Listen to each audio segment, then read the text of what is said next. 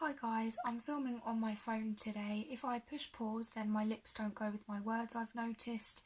I've done a video on my phone on this channel before this video that was on my phone, and I've got another channel. I'm going to leave the link to that in the description.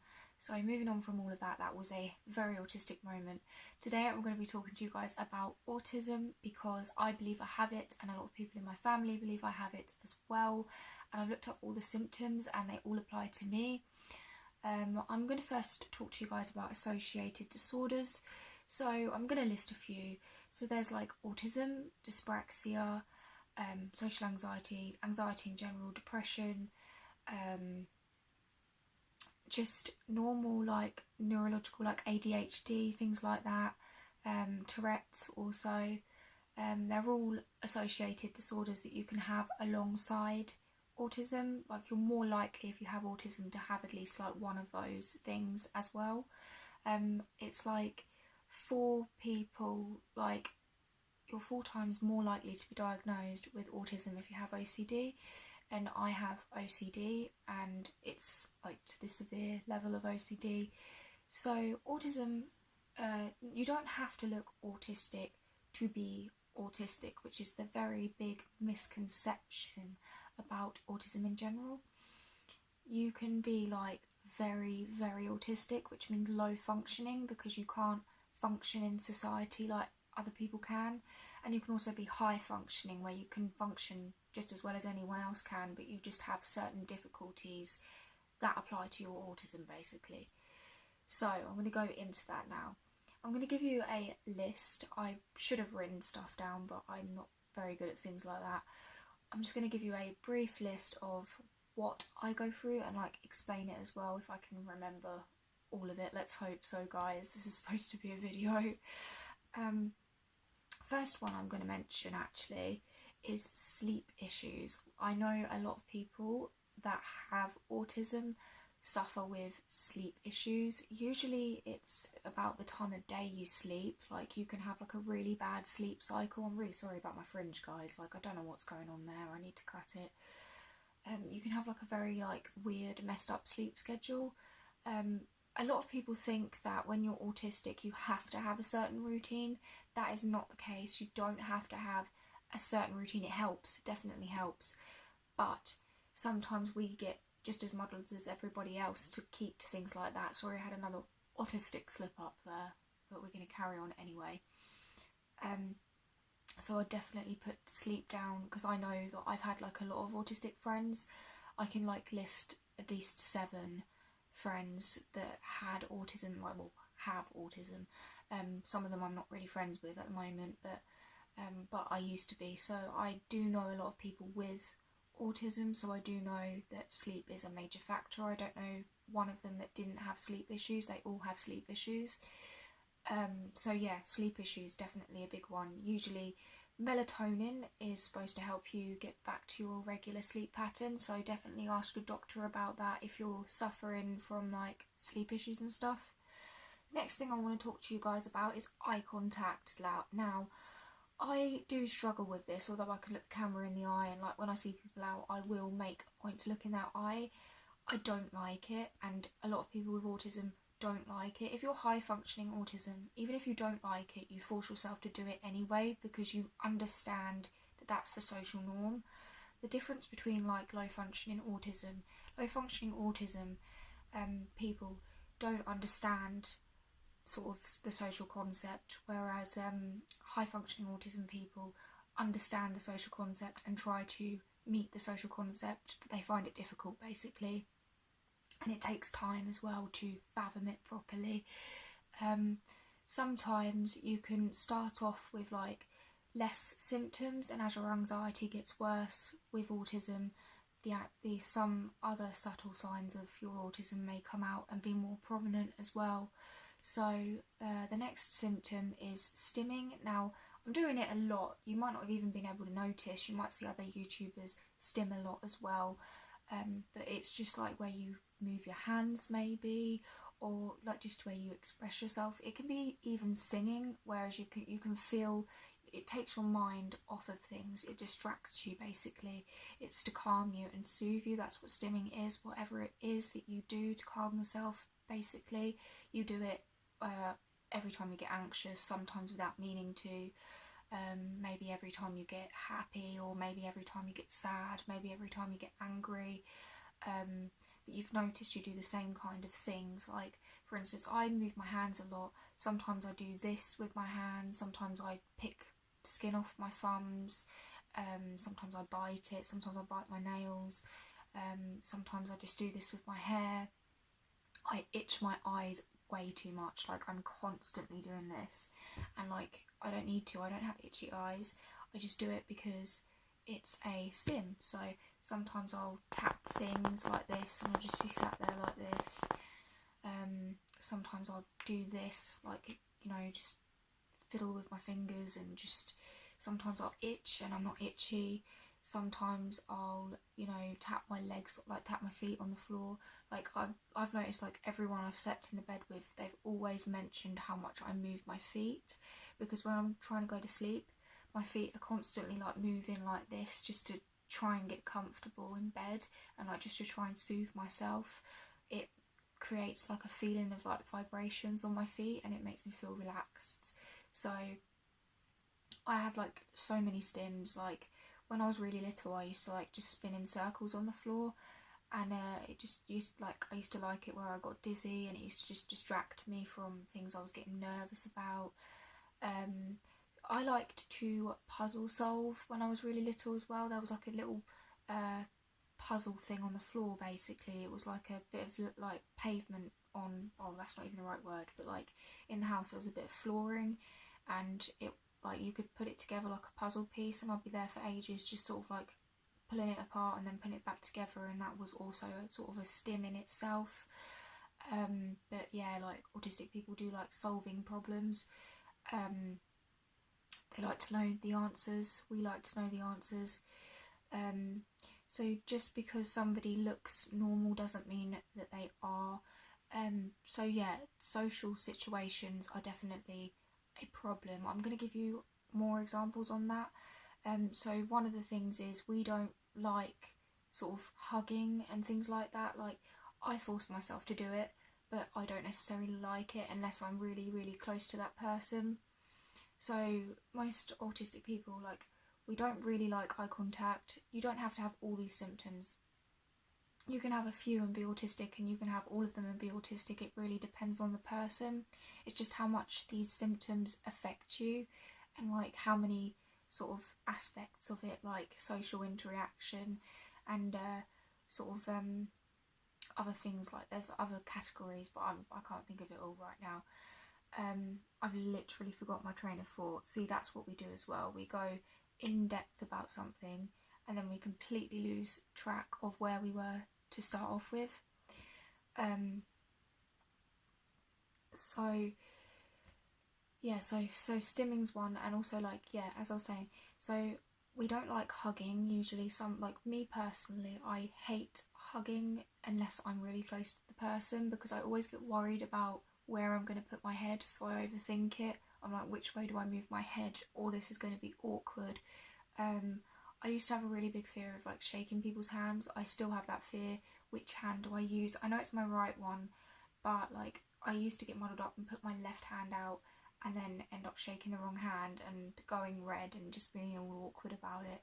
I just don't like touching in general, and any kind of like shocking touch is just like really, really, like, I remember in Spain, like, we all used to have to kiss each other on the cheeks, and I got so worried and awkward that I went like this to this guy that came up and tried to kiss me on both cheeks. Didn't fancy him, but I just thought, I don't know which way you're gonna go, so I was literally looking like this, and one of the guys actually come up to me and said, you is shy with him, or something like that, and I was like, no, I just feel anxious. He didn't understand what I was saying, but I wasn't shy around that guy. I just did not know which way he wanted to put his face when we were going in for the kissy cheeky thing. Also another one is like throat clearing, like that's common with Asperger's as well. I'm mainly talking about like high functioning autism because that's what I have. Like you probably didn't even know I had it until this video. But I do get anxious sort of like talking about my feelings, although I think it's very important to talk about your feelings. I get nervous that people won't understand and things like that. So it's like something I like to do because I feel like it's important, but it's something that I struggle doing as well. So I stumble on my words and I end up going monotone. I don't know if you've noticed, that's also common with autism as well, is monotone voice. Like you'll stay on one tone of voice and you'll keep it up for the whole day and you won't even change pitch. And that's the problem with us. We have to think about how we're speaking, and it just ends up becoming the norm for you, really. You just end up like, you know, adapting to it. So I think other thing we struggle with is sort of like food as well, like texture of food, texture of things in general. Also loud noises as well. I can't do loud noises. I hate loud noises with a passion. I have to be drunk to cope with loud noises. I do it because my friends go to like parties, clubs and things like that, and like gigs and things like that, but I have to have a few drinks to stop being hypersensitive to noise, because sometimes it will send me into such a shock where I'll just cry. So no matter where I am, I'll just like cry, and it's like a big problem because people are like wondering why I'm crying, and I just have to make up like an excuse. I can't exactly say I'm so sad about the loudness of this music, like people think I'm mental, so I have to just sort of like, it sends me into like a panic attack, and like the world seems like it's moving too fast and everyone's talking too fast and everyone's talking too loud, and I'm juggling loads of conversations in my mind and I'm trying to process whether they're talking about me, and things are just going like full speed ahead just because of the loud noise. So it can happen anywhere. Like I could be walking through the town and suddenly things get more noisy than they were before. So like traffic will get really loud, people's voices will get really loud. I'll go lightheaded. I'll start seeing like things just moving too quickly. Sometimes I'll see double vision. That can be to do with my eyesight as well, because I'm blind in one eye, like partially blind basically, like sort of like blind in one eye, almost like I can hardly see anything basically out of one eye. So sometimes I'll see double with that, but it usually comes on when I'm having a sort of meltdown panic attack thing because of the hypersensitivity to the noise, so it will affect my eyesight as well. Things will look too bright. It's a very sucky situation. So more about the food. So if you like sort of notice that you have to have like a set food, like I know I am at the moment just into crisps. Like I will eat any type of like crisps. I'll eat chips, potatoes, but anything like at the moment I've gone off like chocolate, I've gone off sweets, I've gone off everything. I'm just into fizzy drinks and water and crisps, and like I'm really struggling with like dinners at the moment as well. Like I have to have my food separated. That's probably a part of my OCD, but I have to have my food separated. Like if I'm having beans and like jacket potato, if the baked beans are on the jacket potato, I'll make a point of taking them off and eating them separately. Just feels more organised and just like more easy to cope with the textures and stuff of the food. So like I struggle with like textures as well. So one particular thing that I struggle with is towels. I just hate the feeling of towels, especially like the old type of towels, and this all stemmed from, well, it stems from the feeling when you get out of the bath and with wet skin and you have to like touch the towels and that and like dry yourself with it. But when it really like came about was I had this thought about putting a towel in between your teeth and going like that, and it really cringed me out and it made me feel like really weird, and I don't like it. So you can end up like feeling sick a lot as well when you've got autism. Anxiety is usually very high when you have autism as well. Depression, it can make you feel depressed because of how abnormal you feel. Like you just feel really abnormal. Sometimes you can't work. E.g. me at the moment, I'm really struggling with my problems and I'm trying to see a psychiatrist and everything at the moment, but they're really like slow and everything. They're like not rushing it at all, because at the moment all I've been diagnosed with is OCD. I haven't asked to be assessed for autism, and I know that if I am, I will be diagnosed with it anyway. I just don't really see the point when OCD is my main thing they need to work with, because I've learned social cues, I've learned things, I've adapted to the way people are.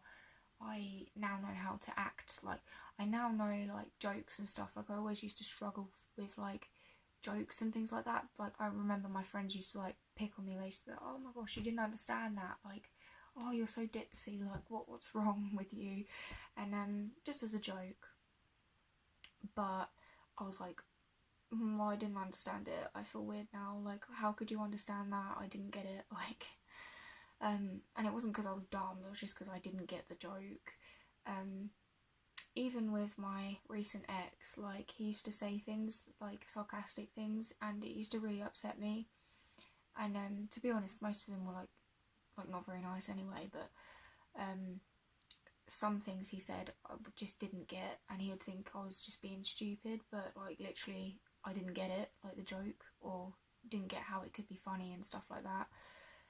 But that's just, like, one example. That was a poor example anyway.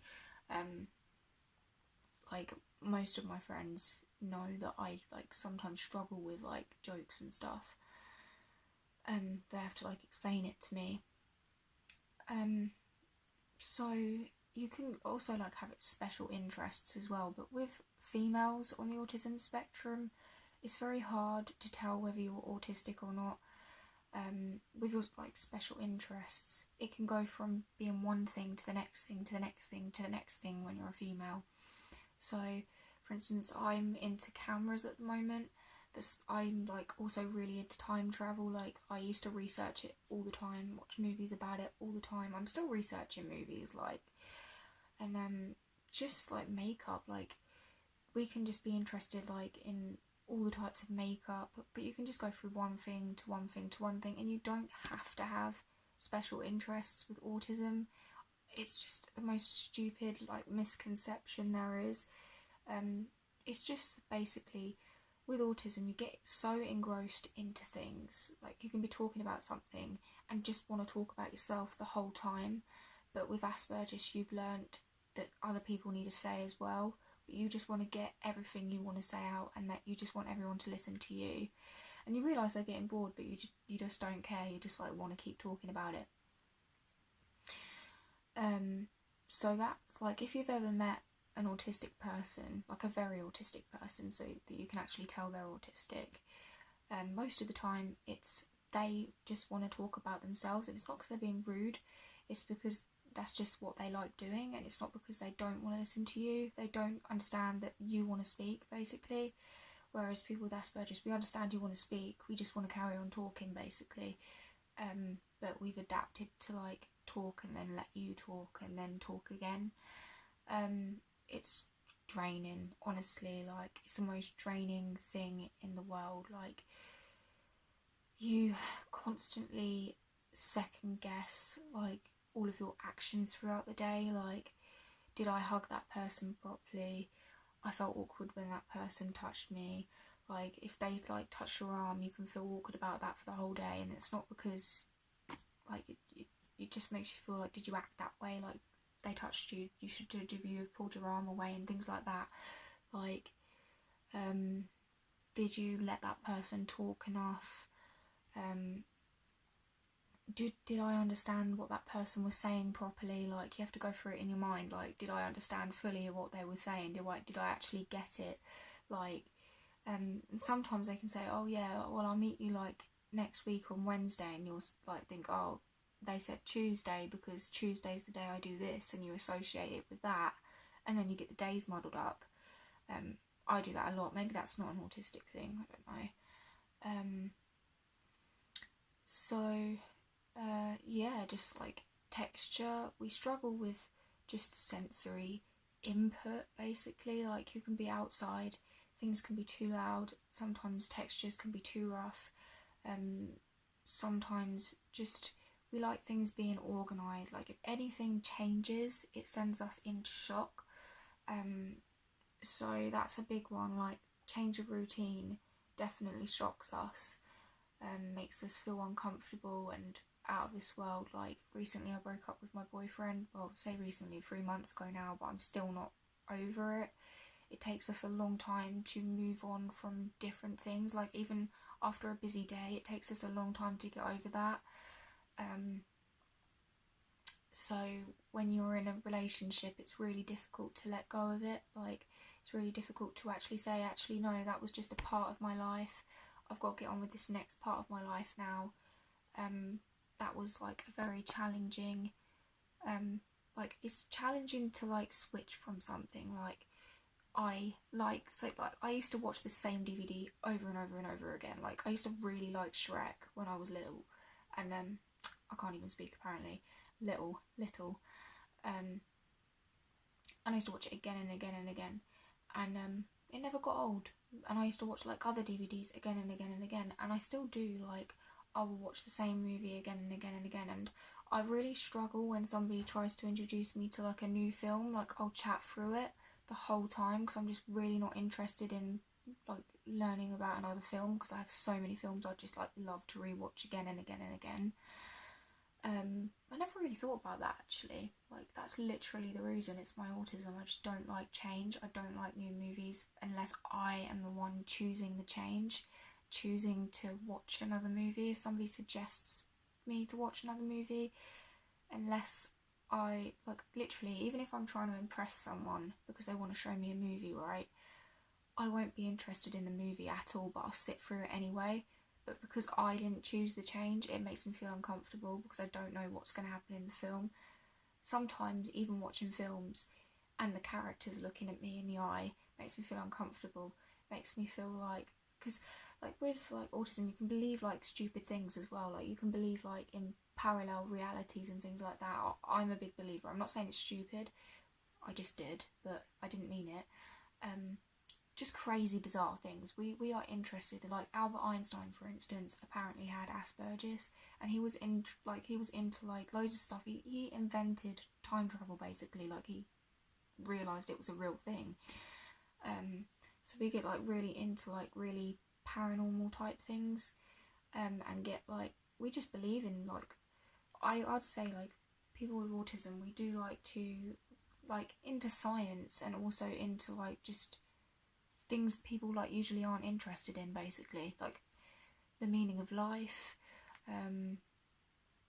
Not all autistic people, but most of the ones that I know, because I know my ex had autism, but he wasn't really interested in the afterlife. He was more interested in sort of games. Like he was interested in paranormal games, like not literally, but like characters and zombies and stuff like that, and vampires, I don't know, and just card games, and we're just into like magical stuff that like some people would find boring. Like I could sit and talk about the afterlife all day long, but people like my auntie, she probably wouldn't even find that thing interesting, you know. They'd just get bored basically. So like I really don't really know. Okay, so I'll go from when I was little. So I used to like not rock, but I used to like sit on my bed and just like stare into space, and my mum like thought I was like seeing ghosts or something, and like got people to pray over me, and she claimed it went. But to be honest, I think that was more of like sort of like an attention thing. So we can also be, and I'm not saying it's all autistic people, but we can also be like attention seeking. Like we want all the attention drawn onto us, and also sometimes we don't want any attention at all. Some autistic people don't want any attention, but back then I think I craved attention, so that was probably that. But just staring into space in general was quite an autistic thing. Also, I used to be a bit inappropriate as well, and people used to say that what I was doing was inappropriate, like really inappropriate, and I didn't understand when I was really little. I'd just be like, I don't know, So that's another symptom. Not understanding social norms. But you learn over time anyway. You learn like how to adapt and like what is normal, what is not normal. And you just start to get on with it, basically. Also, we struggle with like trends and stuff. Like we like to copy people. Like if I didn't have sort of like examples of what to wear, I would just wear, like, I really don't see the point in like different clothing. Like I like things that fit me perfectly. If there was just one set of clothing and everyone wore it, I'd be happier that way. I don't understand why we have to like change it up. I know you need to obviously wash your clothes, but like why loads and loads of sets of clothes? I just don't understand that. Like I don't understand. I'd literally be happy with like 2 pairs of clothes that I could wear all the time, but because it's so like socially acceptable to like change your clothes up and that, or you look dirty, that's why I do it, basically. I really don't know what else there is to say. I know my OCD plays like a massive part in my autism. Like it just affects it more because I can't socialise anyway because of my autism. It makes it difficult understanding things and when to hug and when to let the other person talk, and like also taking on board what people say. Like somebody could say, oh, there's like danger over there, like there's pain over there. If you like, I remember when I was little, like my aunt told me this. She reminded me the other day. She'd painted the banister and told me not to go near it, and I just went right up to it and like leaned on it and got paint everywhere, because I didn't concentrate on what she was saying. So like people could literally tell me, oh, there's danger over there, and I'd go right up to the danger because I wouldn't have been paying attention. Usually when too much is going on and I'm like overwhelmed and like everyone's trying to get everything in, and then suddenly somebody says, oh, there's danger, well, that's just another word to me. Do you know what I mean? So I think that I've pretty much talked about everything about autism. Obviously there's people that can't communicate at all and don't understand like social norms at all, and you know, can't communicate at all. There's people with selective mutism, but I just have the really high functioning autism, so I definitely understand what people are saying. I struggled more when I was younger, but now I'm just like, I've adapted and I don't struggle with that at all. Really, like I understand what people are saying, but just jokes that I sometimes struggle with. And I don't like sarcasm. I do get the point of it, but I don't see the point in it. If you're not, well, I don't know. I don't know whether I see the point in it or not. I just don't use sarcasm that much, the way other people would use it. Like I remember, like when I was about 10, I had a best friend and she started using sarcasm, and I didn't understand it. I was like, why are you doing that? Like, why are you talking like that? And she goes, it's sarcasm. And like I went really sarcastic, and she actually said to me a while ago, she was like, do you remember that time when you went like really sarcastic when you were really little? And I was like, no, I don't remember. But I think I do remember that now. Because I like when I grasped that existed, I used it all the time, and it just seemed really stupid. Because I probably didn't use it in the right context. I just like elaborated on my words. I don't even know. But yeah, we do struggle with some jokes, and but you do learn. Like I've pretty much heard all the jokes in the world, and people have explained it to me now. So there's probably not one joke that I haven't heard. So I'd probably get the jokes because I've heard them before or heard similar jokes. And also Facebook helps as well. Like you see loads of jokes on there and you see what people are commenting and stuff. But usually I'll have to like I've noticed like lately, like people have been posting like loads of stuff on Facebook, and I have to reread the joke in order, like loads of times, in order to get it. and then I post it on. But I think, you know, my autistic friends are not going to get this at all, so like I just share it anyway. But we're all like, we all struggle with it, okay? It's just sort of understanding why people are like they are, really, because we're like the most strangest group of people there is, which isn't a bad thing, it's a good thing, because you don't want to be normal. But yeah, we also, like, I want to point out as well, hygiene can also be a bit of an issue. Like, I used to be really unhygienic when I was a child, but now I'm a lot better with that now.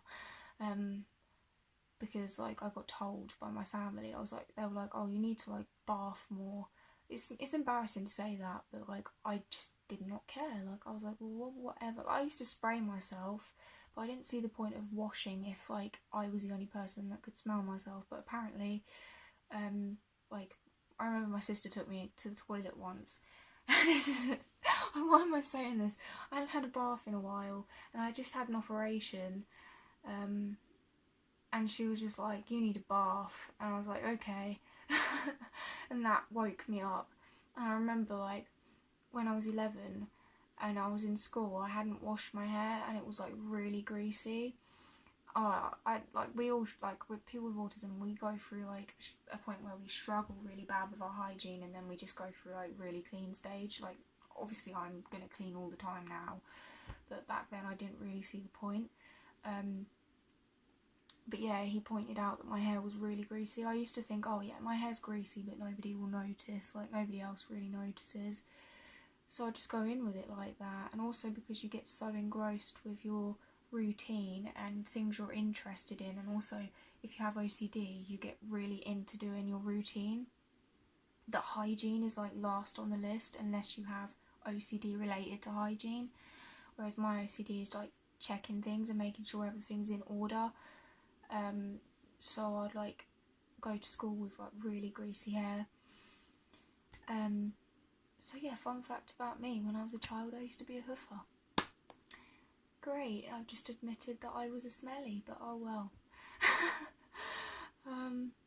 I don't think anyone else could really smell me. I think it was just my family, to be fair, because like they used to take me to the toilet and that, and because I used to always like I used to be like really obsessive about like, say, toilets. Like, I used to, like, when I used to go for a number 2, this is part of my OCD, by the way, guys, I don't even know why I'm telling you this, but I used to like get everyone to make sure that I was literally clean down there. Like, I used to have to like get people to check my bum, like make sure I was like all Gucci down there, because I would not like, because I used to get like really worried that I wasn't.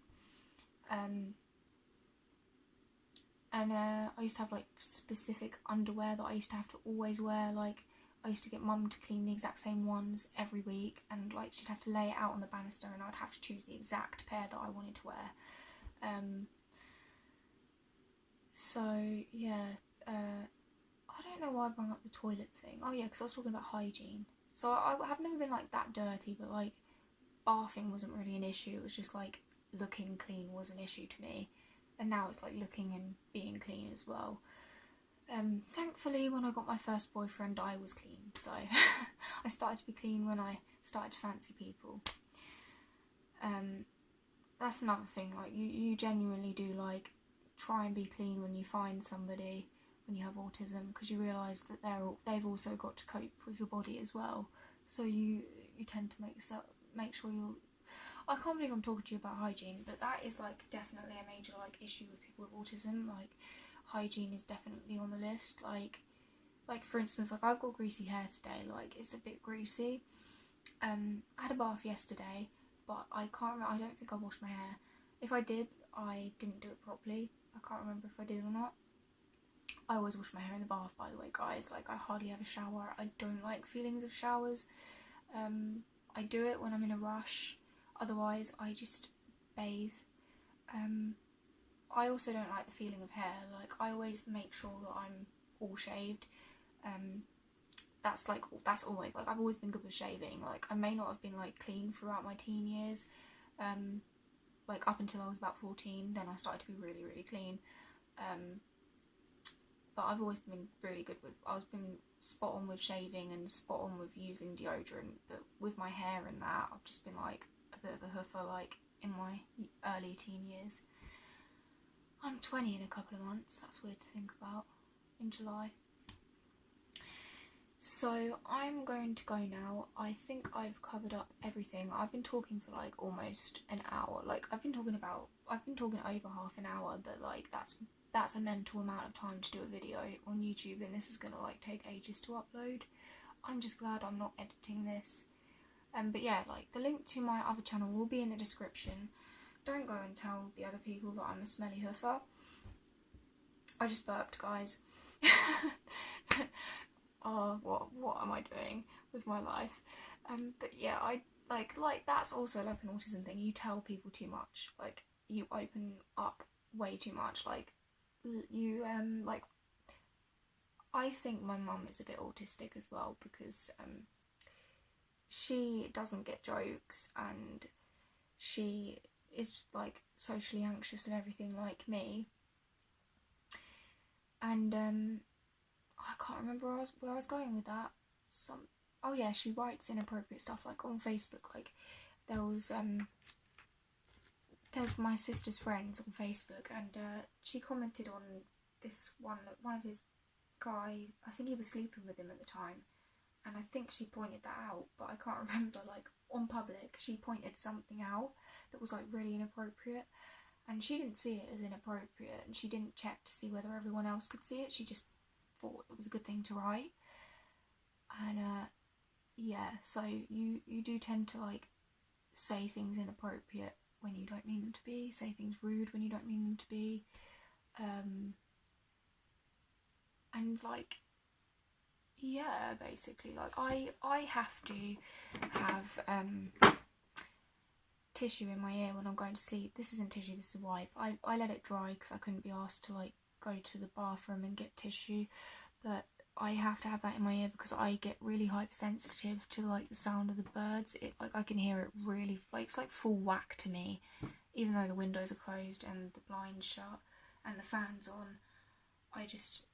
I can hear the birds like too much in the morning, and I have to like cover my face as well when I'm going to sleep because I don't like the sunshine, even though there's only an ounce of it that gets in through the blind, because my sleep's out of sync. So sometimes, well, to be honest, I've been good with my sleep, but like I laid in a bit yesterday and I just felt like I needed to do a video because I've been like, I think like autism at the moment is my obsession. Like I'm like my special interest at the moment, because I'm like going like looking at all the videos and everything, and just rewatching and watching another one and watching another one, and it just all relates to me. Like, okay, I'm gonna go now because otherwise you guys are probably already off this video already because it's probably really boring, but these are the symptoms of autism. If you have even 3 of them and you feel like it's causing you issues, I'd go to the doctor and ask for an autism test, or just maybe go for those specific symptoms. I know that sleep, you should definitely get checked out with your doctor, and anxiety and depression. But if you've got like loads of these symptoms, it's definitely worth getting tested. I'm gonna do it, even though I know I've got it anyway. So if they say I don't have it, I know that I do, because I've literally got so many symptoms. Like, I also used to hate the feeling of, well, I still hate the feeling of showers, but I used to flap when I was a child. I used to be like this in the shower because I didn't like it. Didn't like the feeling of it. And apparently I used to like cover my ears when there was loud noises, and I used to like be like that and didn't like it. But I didn't know any of that because nobody told me. But I was never like delayed in anything. I learned how to walk normally. I learned how to talk normally. Just everything was on time. But I've always been socially awkward. Struggled keeping friends and making friends. With really bad anxiety all the time, and I never really knew why it was. I thought I was just anxious about normal things, but really it's like anxiety about messing up, anxiety about understanding the world, like understanding why people act the way they do and talk the way they do and hug at the time they do and say goodbye at the time they do. Like I could just be standing there and people would say something like, oh, good luck then, and then they'll walk off and I'll be like, oh, is the conversation ended then?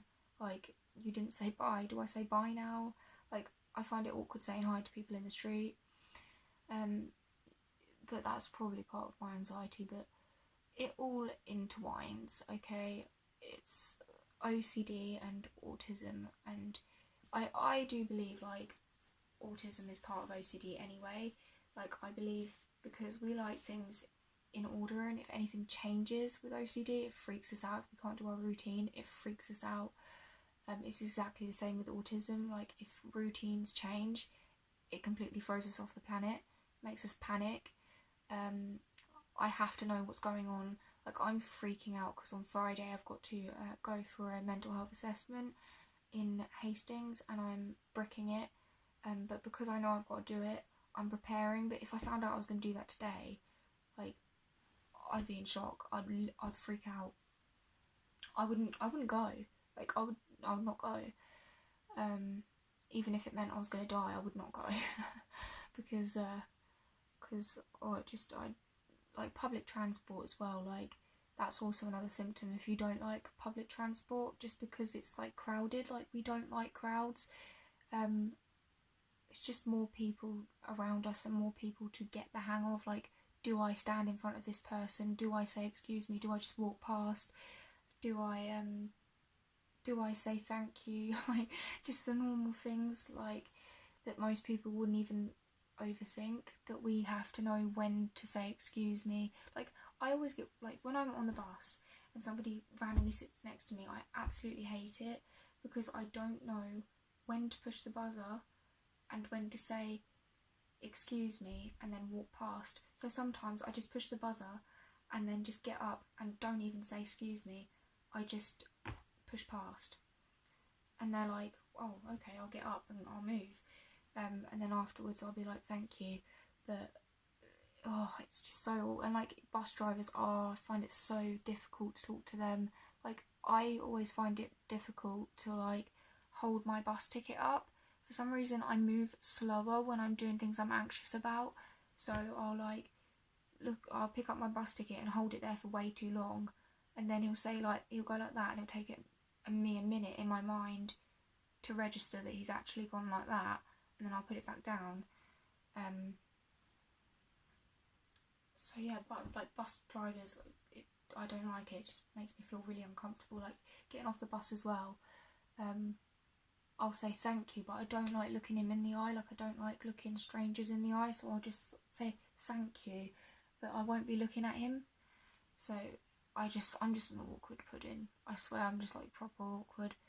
And just things like going into shops, like even walking, like we have a stance. That's also another symptom. If you have a stance in your walk, the more anxious we get, the more stancey we are with our walking, I've noticed. Like, I'll suddenly walk properly and then suddenly my leg will like lift up like more than it did before, and it will like make me like my leg jolt, and I never really used to notice it, but it makes me feel really uncomfortable now. Like, I don't even like walking anymore. Like, it makes me feel like everyone's looking at me doing that. That's more of a social anxiety thing, but it's also like coordination. That's another thing. Coordination, the list goes on, like, literally, but coordination I've always been really bad with. Like, I can't multitask to save my life. I can't coordinate to save my life. I just have to do one thing. I try, but my coordination is just like completely off, and that is part of my autism. And also like just like things like itching. Like, I always constantly itch my hair, and it's not even itchy, but I'll itch it anyway. Like, I itch everything, every part of me. I itch under my eyes, I itch my face, I itch my hair.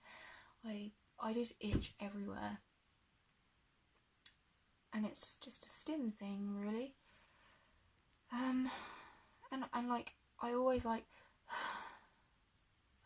I can't think of the word, but you know what I mean. And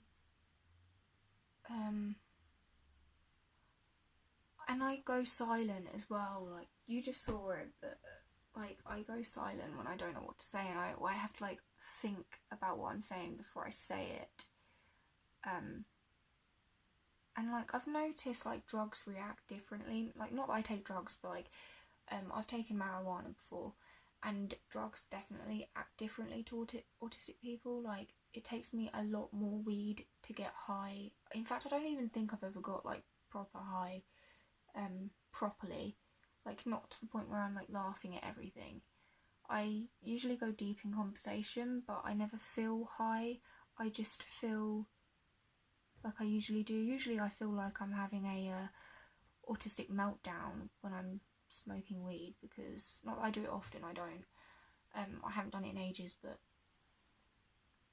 I usually have like sort of like an autistic meltdown. Like, it feels like a meltdown when I've had too much weed, because everything's like too in my face and I don't like it.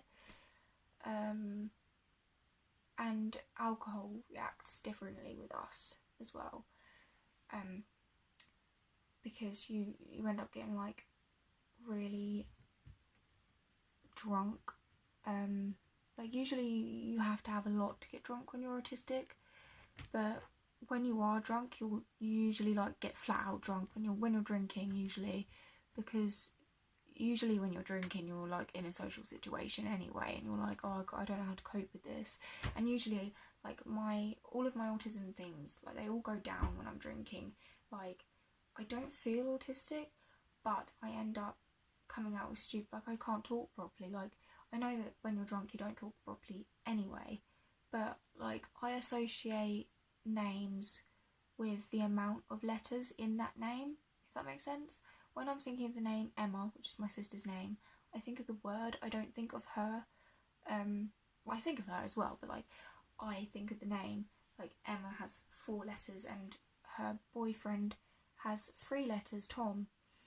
And I called him Leg the whole night because I completely forgot my social wiring, if that makes sense. Completely forgot the things I should be remembering, and I associated his 3-letter name with Leg, which makes sense, kind of. To me, it makes sense. And I'd do that anyway. Like, I have to think about names. That's what I'm saying. I have to really think about names before I actually say them. Like, Mum, for instance, has 3 letters, and I think about the fact that it has 3 letters, and the mum looks like a curvy, I don't know, like, just, mum seems warm to me. Like, I associate like words with like warmth, and like, maybe it's an OCD thing, but like, I associate good names and bad names with like, I don't know, like temperatures really. Like, Emma seems lovely to me, and so does Mum, but things like Sapphire seem sharp to me, probably because sapphires are sharp, but I don't know, I just associate names with things. That's our brain. Like, usually we have visual pictures in our head, and I visualise words when I'm saying them, and like cat, for instance, I'll think of the actual word, and then the cat. Oh, I've gone on. Okay, so if you like this video, don't forget to give it a thumbs up, because I spent an hour on this video and it's about 3 o'clock in the morning and I need to try and sleep. But oh yeah, another one of my thingies is I'm doing this at the moment, and I pull the lip ring right up through here. I don't even know how I managed to do it, but then I push it out again. I literally pull it until it goes through, so you can't see it. I do it so much I bleed sometimes. And then push it out again, because it feels nice. And also I like the taste of blood, but that's so bad, but I don't know, I'm tired as well. And also I do need to get to sleep, because when you're more tired and you're autistic, you get sensory overload really, really quickly, like more often. So you'll be going out and everything will seem really, really, really noisy, more so when you're tired, and then you can go into like a mental breakdown, just like a meltdown. Meltdowns are weird things. It's usually like a panic attack, but like way more severe, and like you don't really know what you're doing until afterwards. One day I thought I had a panic attack, and to be honest, thinking about it, it was probably a meltdown, like a real bad meltdown. In the road, I ran out in front of a car. I could have got run over. I flagged a car down and a car actually stopped. My auntie called an ambulance because I thought I was dying. It was basically a panic attack, but I'd say it was like way worse. And afterwards, I felt so bloody tired and drained, and I couldn't remember parts of it. It was that like I had like I had so many factors to make me up to that point, so many sensory things. Like the night before, I went to like a gathering and there was loud music. I didn't get back till late, so I was tired. I'd had like loud music. I woke up and it was really, really bright, on hardly any sleep. I had a few drinks, so I felt sick in the morning anyway. Everything, I felt hungry, but I ate and it made me feel sick. Everything was like getting to me, and then all of a sudden everything got to me. Voices were loud, things were just going too quickly, and then I lost it. And usually I just cry, but that time I just went in a complete frenzy. But usually my meltdowns are crying and I can't stop, and people tell me to stop and I can't. I just go into complete and utter. I have to do it on my own though. I feel really uncomfortable. Like if I feel like it's coming on, I'll escape on somewhere on my own. And sometimes if I'm doing something at that time, I wait until it's over and then go home and cry. I can hold them in and suppress the meltdowns, but they get like, when I actually have them, it's like, oh my gosh, I can't cope. And I just sit there with my hands over my head, and it's just too much. Like, life gets too much for people with autism. So I actually need to go now, because I kind of want to watch this, but I know I shouldn't, so I'm not going to. I'm going to resist. I'll watch it tomorrow, I think. Okay, I'm just really liking this. This is like therapy to me.